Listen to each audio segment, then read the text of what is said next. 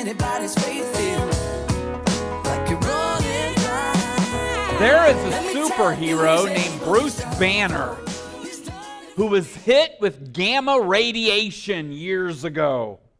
And it gave him the ability to turn into a mighty superhero. He transforms, he kind of has this Dr. Jekyll, Mr. Hyde thing going on, where he changes completely into this scientist, into this beast. And the trigger for this transformation is the emotion of anger. In fact, once he starts getting angry, he can't hold it back. Someone slaps him in the face, ugh, and he starts getting angry. Or someone kidnaps someone he loves, and he can't hold it in. And he'll try, but anger begins to swell within him. Oh no, everyone get back! I'm getting angry! His body mass begins to expand. Muscles begin to bulge out of his shirt, and his shirt starts to rip off of his body. His shoes begin to swell because the feet are growing until finally the sole pops. And fortunately, Bruce Banner has magical purple pants that are capable of growing and expanding with him no matter how big he gets, which always helps for the kid rating that you want for the comic book or movie or whatever. And so, and his body begins to turn green, and he transforms into the Incredible Hulk. Roar! And as the Incredible Hulk now, he becomes the most powerful superhero on the planet. He can jump into the sky and swat down helicopters. He's bulletproof. Tanks blast him and it explodes off of his body. And then he can go over and pick up the tank, and he's so strong he can chuck it for miles. He leaps around and he demolishes everything in his path. He even seems to have a lot of speed as he's able to catch. You fire a bazooka at him, he'll catch whatever. Do you call that a bullet coming out of a bazooka? I don't know. He'll catch it and throw it right back. The Incredible Hulk. And yet with all of this power and all of this might, it comes with a great cost. Because Bruce has had every relationship in his life severed, demolished because of this rage inside of him. He can't have a meaningful relationship with his girlfriend. His girlfriend's father is hunting him down. The entire world hates and despises him because of the very thing that makes him so powerful. Are you an Incredible Hulk? Do you have the ability to become so angry and so powerful that you can win? You can win any argument because you can become more angry than anyone around you. And your anger, whenever it is unleashed, it unleashes a wrath around everyone, and everyone flees because of your great might. And does it come at a cost? Anger is a powerful, powerful emotion. And if we were to be honest with each other, it is a feel-good emotion.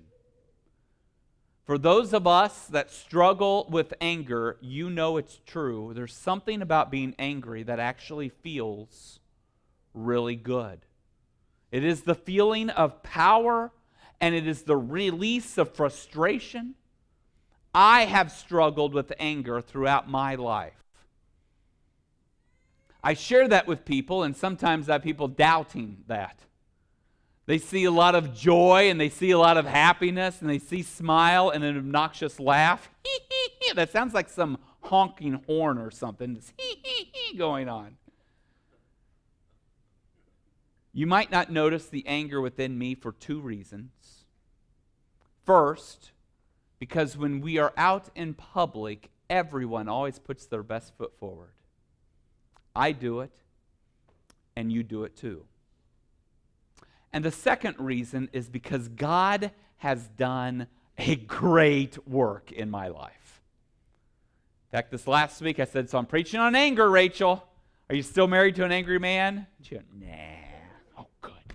I'm winning. Oh, thank you, Lord. I grew up with a lot of anger. Just a lot of anger and loving that anger. If you don't struggle with anger, you may not know what I'm talking about with that. But there's something where it's an oddity where you hate it and love it at the same time. I brought that anger into marriage and even had it with my kids as we started off. And it's all this anger inside of me. If you struggle with anger, I want to share, this is my hope. I hope that my message today will give you some practical things that you can try in your life. Anger is not evil, and anger is not sinful. It's an emotion. God got angry. In fact, God's anger is so bad we call it wrath. That's pretty bad anger, right? His way is in the whirlwind and the storm, and the clouds are the dust of his feet. He rebukes the sea and dries it up. All the rivers run dry. That's describing his anger. He's a terrible God because of his anger. Jesus got angry. Jesus went into the temple and knocked over tables, grabbed a whip. It doesn't say he used it on the money changers. He drove the money changers out and the animals. But I wonder, do you think that whip caught any person or did it just hit the animals? I don't know, but it was a little spring cleaning that day. And he did it twice. There's 2 times he drove everyone out of the temple. God gets angry. Jesus got angry. It's not a sin to be angry, but it sure does produce a lot of sin. And it sure does sever some of our most important relationships. And if we can't control our anger, we'll find ourselves isolated. And the truth is it will lead to all sorts of things. Terrible things, to abuse, to divorce, to at least resentment, heartache. And so I want to look at the book of James with you today, and I want to look at some practical things that I think that I know have helped me in my life, and I hope it can help you in yours. So all my fellow hotheads, let's look at James together. James chapter 1, verse 19 to 20. It reads, "My dear brothers and sisters, take note of this. Everyone should be quick to listen, slow to speak, and slow to become angry, because human anger does not produce the righteousness that God desires." Simple 2 verses that I began reading a lot several years ago. There was a prayer I had in my life, and I kept asking God, please do not pass my anger on to my children. I want all this needless anger to die with me. Don't pass it on to them. And as I prayed that, this is one of the verses I would turn to and do a lot of thinking about. I noticed something in this verse. I'm going to point this out first, and then I'll bounce around within these 2 verses here. But first I want to just point out something. It doesn't say, get rid of all your anger. Instead, it tells us that the speed at which we get angry needs to be controlled. How quickly do you get angry? Does your anger come out in a moment's notice? Row! What's going on? There's a fly in here. A fly? Yes, it's driving me crazy. Ugh, and then it's gone. Quick anger versus slow and patient anger. I submit to you today that what makes anger godly or ungodly is not even what you get angry about, so much as how quickly you release it. And so the ultimate goal for me and what's really benefited me in my life is to do my best to slow that emotion down. How can I get this emotion to go a lot slower and think it through? So slow down and be certain, first of all, that you are actually angry. Slow down enough that you can evaluate yourself to know, am I angry right now? That may sound silly for some in here. Maybe if you don't struggle with anger, you may not understand this. But for all of us hotheads, we kind of get it. I bet you do. If you tend to get angry quickly, there are times when you don't really know where all that frustration and irritation is coming from. You just know you're irritated. You're frustrated right now. And it's like we have to slow ourselves down, slow yourself down to be able to evaluate, am I truly angry? Because just because I have angry emotions doesn't mean I'm actually angry. There's an acronym. Everyone knows what an acronym is. There's an acronym I go through called HALT. H-A-L-T. Has anyone ever heard of HALT before? There's one hand up in the air. Probably a fellow hothead. Maybe not. HALT. HALT has helped me so much. It's an acronym. It's to stop. Okay, I'm really frustrated at the situation, I think, right now, but let me pause and ask myself these questions. Number one is H. Am I hungry? Seriously. This has been my process over the past few years, and it has helped me so much. To just stop and ask myself, am I hungry? You know, have you ever had kids in the next room, and all of a sudden you start noticing that the noise level is increasing? And the noise is going up, and you start hearing more irritability? And you go, oh no, oh no, oh no, we skipped lunch. Oh no, we got to get food in them fast. If we don't, we're in trouble. Have you ever been there? Where you know how important it is to shove that food in. Get it in quick. If we don't, we're gonna have a big meltdown here. This not only happens with children, it happens with adults. There are times that adults get frustrated and irritable. And it's easy to frustrate me now, and I'm going to fly off the handle. I'm going to be yelling at someone, and just stop. Are you hungry? Am I hungry? And if you're hungry, instead of addressing the situation, even if it makes sense, and even if when you come back you're still going to be angry, stop, because right now is not the time to deal with it. Go get yourself a sandwich. Fill up your belly, and then come back to it.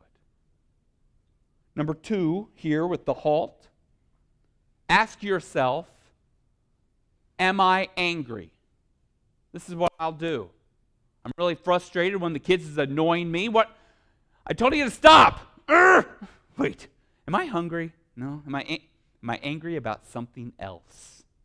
This is called transference. When you take your frustration from one place and you go and you put it in something else. And it happens all the time. I'll be out in the garage and I can't get this lawnmower to work. This lawnmower's not working. I've been working on it for a couple hours. It's going to be raining soon. My yard's growing. I can't get this lawnmower to work. I'll come inside and Rachel will say, hey, will you quit nagging me? She's always nagging me. I'm not upset with her. It was transference. I was upset with the lawnmower. And now I find myself talking about something that I don't even care about. This happens to hotheads all the time. Slow ourselves down. Pause and halt. Before I unleash my wrath, maybe I ought to make sure it needs to be released. Am I actually angry? L. L is for lonely. Am I lonely? And while this can address men in the room, there's a lot of women who are hotheads that deal with this. When they are frustrated because of a lack of attention, a lack of love, a lack of care, when they feel as though that they've been neglected, all of a sudden they start finding themselves in arguments they don't care about. Well, and you end up talking about an issue when that's not the issue. The issue is are you having the affection and love in your life that you desire? Just pause. Go slow before you get angry. Halt and ask yourself, am I hungry? Am I angry? Am I lonely? And T saved my marriage. My first year of marriage was actually really hard. We fought a lot. We would argue, and it would always be over something silly, something that we didn't seem to care about, but we'd start arguing. It'd be late at night, and we'd start to bicker back and forth. And at some point, whether it was her nitpicking or my rudeness, at some point it just got too much. And so I would yell, "The Incredible Hulk!" And I found out my wife is a professional door slammer, very gifted at slamming doors. So I would yell, and she'd slam a door. Boom! You can't yell through a door. Oh, it's my weakness. Can't yell through a door. Oh, after our first year of marriage, it seemed like we fought almost every other day. It was a couple weeks after our first year of marriage, our first anniversary.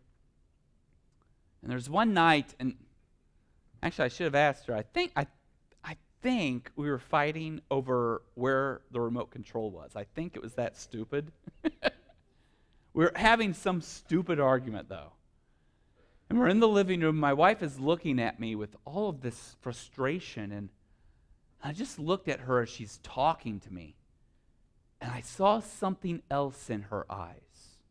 I not only saw frustration, I saw big circles under both eyes. I saw fatigue. I just paused, and it's like I realized, I'm exhausted right now. I'm tired. I said, "Are you tired?" "I'm tired right now. I don't even care about this argument." She went, "I'm exhausted." So, well, let's make an agreement. We only fight at night. Let's make an agreement that when we realize we are tired, that's the T. When we realize we're tired, let's just go to bed. You see, we were full-time students and full-time ministry, and we had bad sleeping habits because we're young, and all of our arguments were happening late at night, and we just needed to pause and realize what the issue actually was. It's like we couldn't realize what it was. We were trapped in our habits. We almost quit fighting completely. I mean, we didn't fight again for a few years, I think. It was like it went away. We had all this tension, and it was for nothing. We just had to pause and slow that anger down. Slow it down. And make sure you're actually angry. Hungry, angry, lonely, tired. If you slow it down, you might learn very quickly that you don't even care about what you're arguing about. Now, I've added a P the past few years to this acronym, and I'm just being very open and honest right now. About 38, 39, when I turned 38, 39, I added a P to HALT, and I'll go through my acronym now. I'll go, am I hungry, angry, lonely, tired, P, do I have to go to the restroom? That's what I'll do now. Do I just, because I'll start getting irritable. Just because my bladder's getting smaller or something. Something else is going on with me, and I'll start getting frustrated, and I just need to pause, examine myself, and go, okay, it's not my surroundings, it's within me. That's what's causing my frustration. So I need to go get myself in check, slow it down, and then I can come out and address the situation. Perhaps there's something going on with you, your chemistry, your makeup, the way. If you notice a habit that there's certain times of the day that you're more irritable than others, take note of it. Study yourself a little bit. If you struggle with quick anger, slow down and make sure that you're actually angry. Number 2, slow down and be certain you should be angry. Not only do you need to make sure that you actually are angry, but you need to pause and go, should I be angry? James said that human anger does not bring about the righteousness God desires. Human anger versus what? Human anger versus God's anger, versus divine anger. You see, we will get angry about things that God doesn't even care about. And if we're angry about something that God doesn't even care about, that means you're probably just being petty. Let's come up with an example. Suppose you're a wife and you're in the restroom. And you come in and there's a wet towel on the floor. It's a wet towel on the floor. And so you come into the bedroom and say, hey, could you hang your wet towel on the towel rack next time? Oh, yeah, no problem. Okay. The next day you come in, there's another wet towel on that floor. There's another one, and he's already gone. I have to pick up his wet towel. He couldn't remember to pick up his wet towel. Just put a wet towel here. Well, how hard is this? Day 3, you come in. The wet towel's still there. He's already gone again. You've had one conversation with him, but in your head, you've had 3. This is the 3rd. I'm having it right now. Come on, buddy. Get with it. Day 4, wet towel on the floor, and now you come in and you let him have it. What in the world? I tell you to lay wet towel on the floor. It's Incredible Hulk.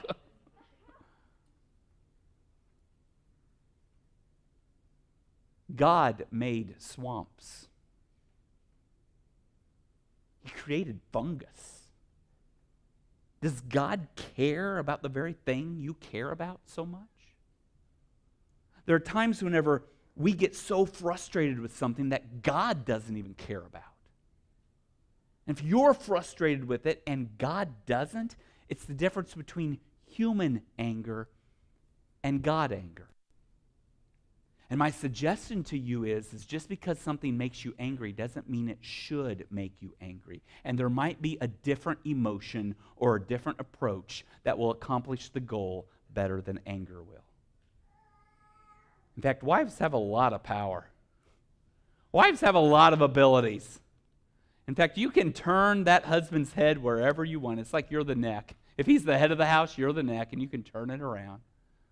Why not come at him with a different tactic? Some positive reinforcement.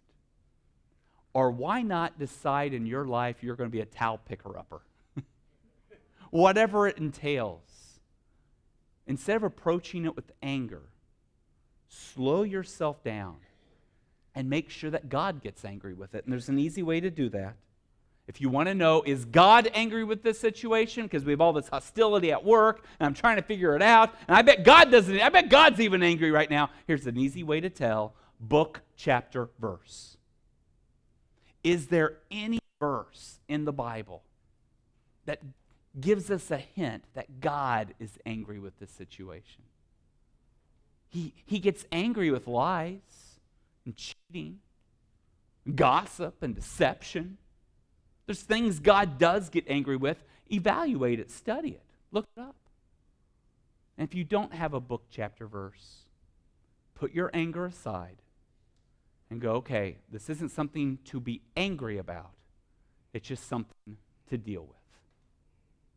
Number 3, slow down and be certain the offense requires more than your forgiveness.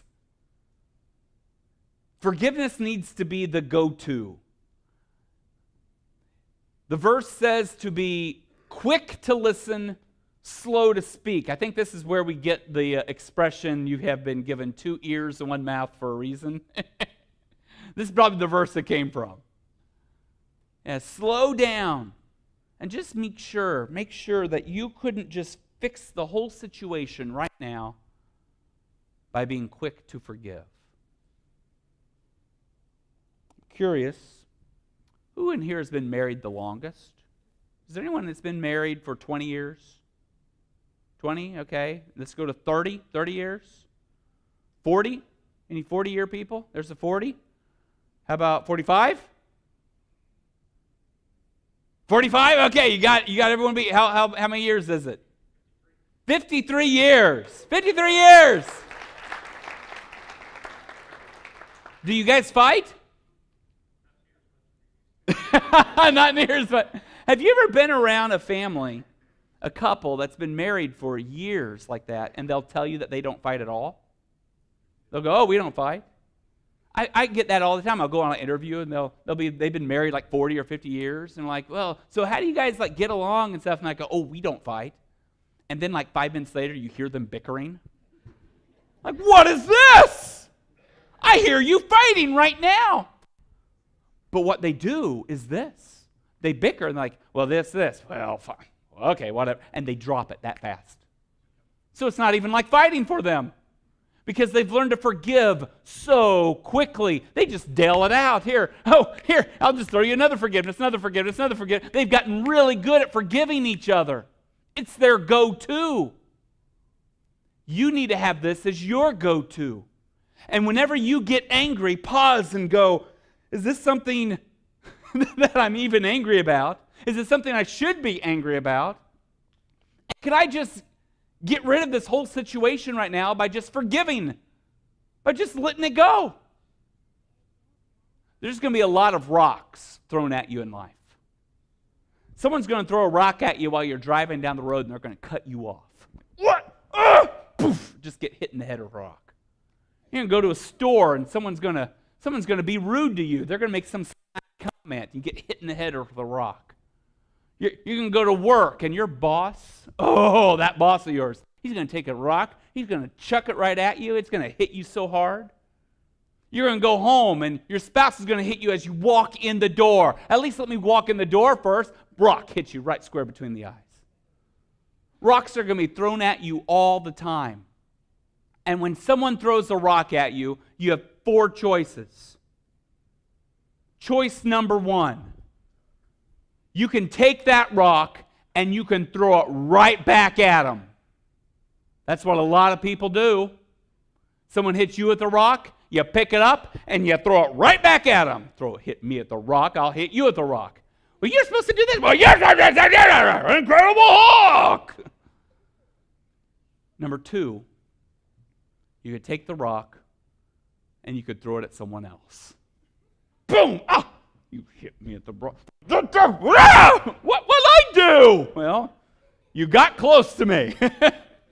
Transference. Has anyone ever been hit by a rock? That they were just throwing at you because someone else threw it at them? Yeah, it happens all the time. Something else you can do that may not seem very self-destructive, but it might be the worst thing you could do when someone throws a rock at you. Someone throws a rock at you, you can just keep it. Just carry it. Hang on to it. It's okay when you have one rock, but when someone throws another one and another one and another one, it becomes this big burden. This big thing that you just lug around in life. And there's a 4th option you can do. When someone throws a rock at you, you can drop the rock. And dropping the rock is equivalent to forgiveness. You can let it go.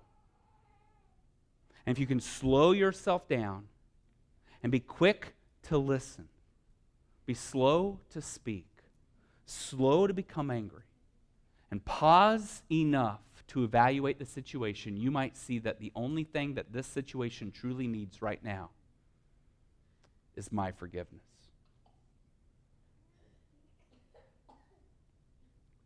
If there's nothing the other person can do to fix the problem,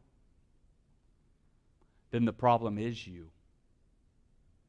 And you need to just let it go and forgive. Number 4, slow down and be sure your actions make God proud. Slow down. Slow down and make sure that you are going to make your God proud. You want to make sure that your actions represent Jesus well. And that's not going to happen if you're flying off the handle. Anger needs to be channeled. It's a powerful emotion, and we need to activate our inner Vulcan in dealing with this powerful emotion. How can I slow down? How can I control it? Because whenever you display your anger, you want to make sure that your anger is justified. You want to be angry about what we should be angry about. And there are things in this world we should be angry about. We should be angry about the spilling of innocent blood. That should make us angry. Not angry where we're just flying off the handle, but we should channel that anger and we should do something about it. We should be angry when there's injustice. We should be angry when there's children that have no home. Angry when there's elderly that need to be cared for. These things should anger us. It's okay to be angry when someone sins against you. It makes God angry too. When you're lied about or gossiped about. And there are times when the situation demands for more than forgiveness, when it needs to be addressed head on. And when those times come in our life, we want to make sure that we make our God proud. And that means that whenever we stand our ground, we stay standing. And we don't back down, because by this point, it's something to stand up for. And if you can slow yourself down, I think about this. If I can do this, and this is what I've been trying to do with my life.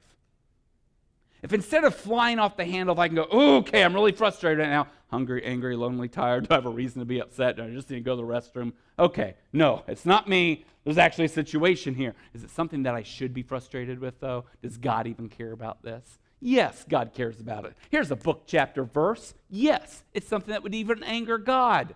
Even anger God. Can I just get rid of the situation right now by forgiving it?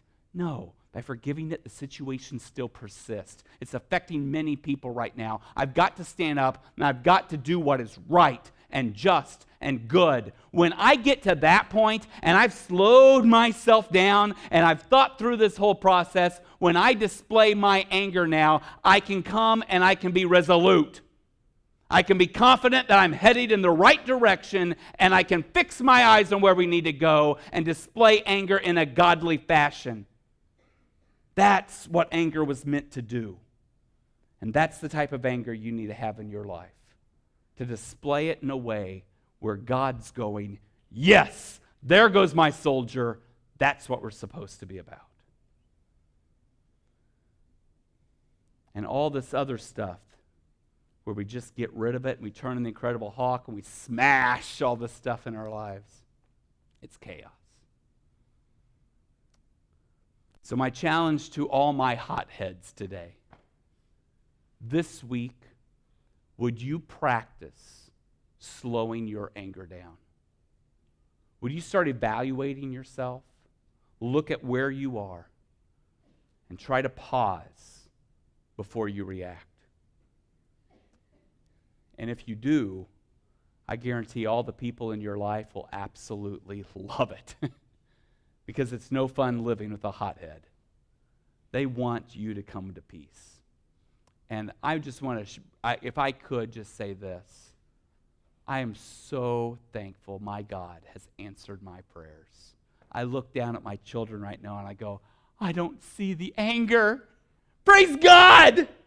I don't see it. It might come. It's the same Satan. He'll tempt them too. But I just look down and I go, it looks like it's disappearing. Would you pray that for me? I would love for my anger to die with me. And I'd love to not pass that on to the next generation. Let's all pray together. Lord, I thank you for all the people in this room. And Lord, I know that there's probably many that struggle with anger here. And some might struggle with it for different reasons. Reasons that I've not had to deal with. And some might even have other things going on in their life that causes a constant stress and that makes that anger more probable. Lord, I pray right now that you would lead us to follow your guidance in the book of James, that we would be people who would be quick to listen, slow us down, Lord, slow to speak. Help us to be slow to anger. Lord, you have used many angry people throughout Scripture. You used Moses when it seemed like his anger just kept getting in his way. And yet you use us because you use fallen people. And sometimes when people do have anger that they're even able, when it's channeled rightly, to defend the cause of the weak. Lord, help us to see a path where we are accepted and used and have a place in your kingdom. We love you, and it's in your Son's name we pray. Amen. We're going to have a time of response, and I'm going to ask a couple of our elders if they would be in the back today. And if anyone would like to just go and have a prayer, if you find yourself being one of those hotheads and you'd just like for someone to pray for you, I'd love to have our leaders just spend time praying for you this week, that you'd have a better week, that you'd have a week where you could slow down that frustration. I'll be up here as well, and if anyone has a decision to make to accept Christ, I'd love to talk with you about it. If you've never become a Christian, come right up here and talk with me. And let's use this as a time that we honor our God. Let's all stand up together and let's sing.